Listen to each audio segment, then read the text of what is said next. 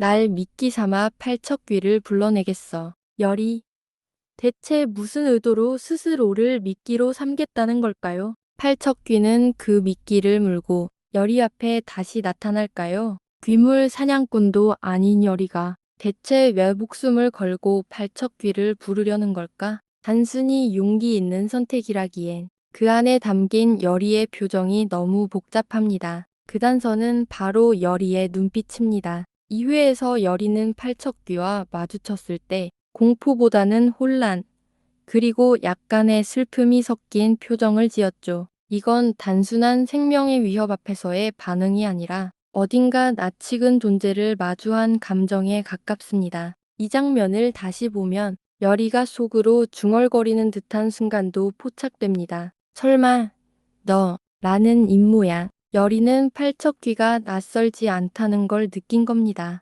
자신과 얽힌 인연 아니면 과거의 기억이 팔척귀와 연결되어 있다는 직감이 있었던 거죠. 그리고 여기서 중요한 포인트. 귀공 세계관에서 귀물은 아무 데서나 나타나지 않습니다. 강한 감정, 억울한 죽음, 깊은 인연이 있어야만 귀로 돌아올 수 있습니다. 즉, 열이가 미끼가 되겠다는 건 단순한 유인책이 아니라 팔척귀와 자신의 얽힌 운명을 확인하고 싶다는 뜻이기도 합니다. 어쩌면 열이는 지금까지 피하고만 있었던 진실을 이번 기회에 마주하려는 것일 수도 있어요. 과거의 기억, 궁에서 사라졌던 누군가, 자신이 잊고 싶었던 어떤 장면, 이 모든 것들이 팔척귀를 통해 되살아날 수 있다는 예감, 그게 열이를 움직이게 만든 거죠. 또 하나, 열이는 2회에서 어떤 의식서를 흘려보는 장면이 짧게 나옵니다. 그 속에 기록된 팔척귀의 봉인법이 미끼를 통한 소환이었다면,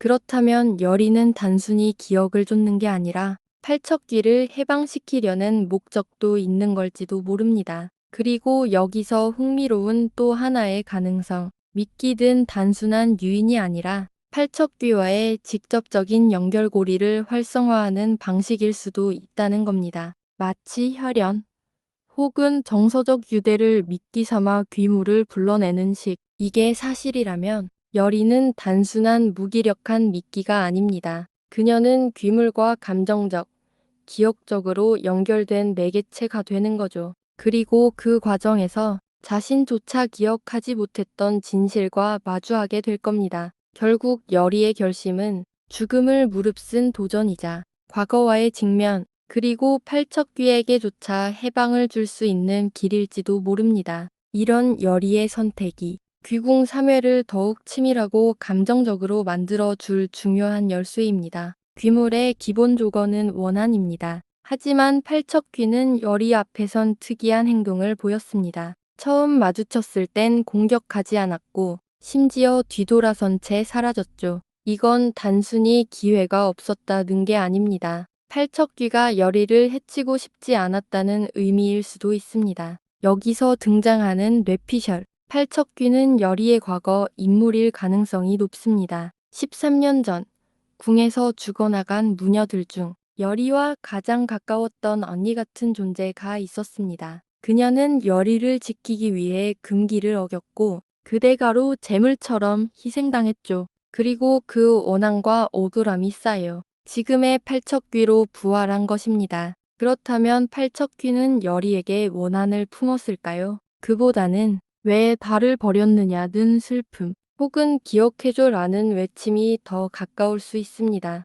그래서 열이 앞에 섰을 때 팔척귀는 망설였던 거죠. 자신을 알아봐 주길 바라는 마음. 그러나 열이는 두려움과 혼란 속에 눈을 피했습니다. 이제 열이는 그 잘못을 바로잡으려 합니다. 스스로 미끼가 되어 그때 끝내지 못한 대화를 완성하려는 것이죠. 팔척귀는 다시 나타날 겁니다. 그리고 이번엔 열이 앞에서 사라지지 않을 겁니다. 하지만 공격할 가능성은 낮습니다. 오히려 침묵 속에서 정체를 드러내고 열이에게 기억을 돌려주려 할지도 모릅니다. 이 장면은 시청자에게 강한 인상을 남기며 단순한 귀신의 공포를 넘어 한 사람의 억울함과 슬픔을 보여주는 감정의 클라이맥스가 될 수 있습니다. 하지만 여기서 끝이 아닙니다. 예고편의 짧은 장면 속 한무녀가 붉은 천을 차고 있는 장면이 포착됩니다. 그녀는 대사도 없고 카메라가 잠깐 스쳐 지나갔지만 단순한 배경 인물이 아닙니다. 오히려 팔척귀 못지않게 중요한 열쇠를 쥐고 있을 가능성이 높습니다. 이무녀는 누구일까요? 현재까지 공개된 정보로는 그녀의 이름조차 밝혀지지 않았습니다. 그러나 복장과 소품, 방 안에 놓인 의식 도구들을 보면 단순한 궁이 하녀가 아니라 남겨진 자 혹은 감시자에 가까운 인물로 보입니다. 만약 이 무녀가 13년 전 사건 당시 살아남은 생존자라면 혹은 그 당시 봉인 의식을 일부 목격하거나 팔척귀가 만들어지는 과정을 알고 있다면 그녀의 존재는 팔척귀의 비밀뿐 아니라 열의의 과거마저 흔들어 놓을 수 있습니다. 또 하나의 단서. 2회에서 잠깐 등장했던 오래된 금줄. 그 금줄이 묶여 있던 장소와 붉은 천을 짜던 방의 구조가 묘하게 닮아 있습니다.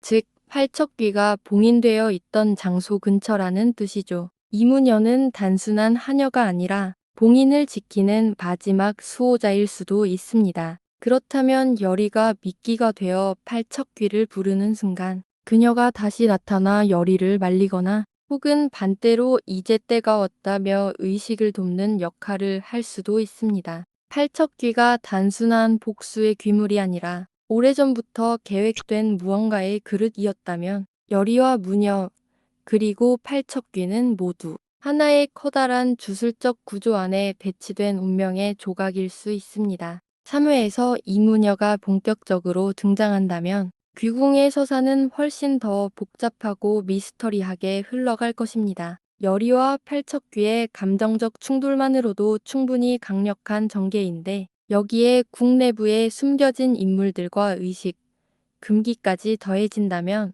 3회는 단순한 중반부가 아니라 전반부의 진실을 여는 열쇠가 될 수도 있습니다.